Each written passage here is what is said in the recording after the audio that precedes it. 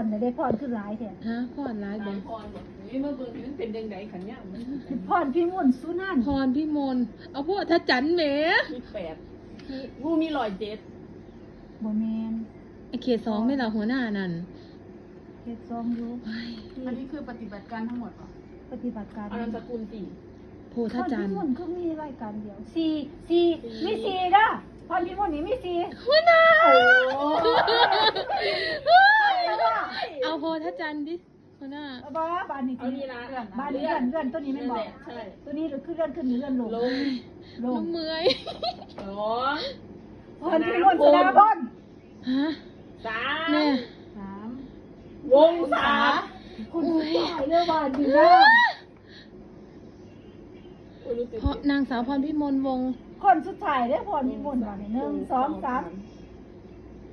เอาบุกทิศอันคนยัง3คือบ่ไปกัน4คน เรื่องเบิร์ดเหรอบ่ 1 2 3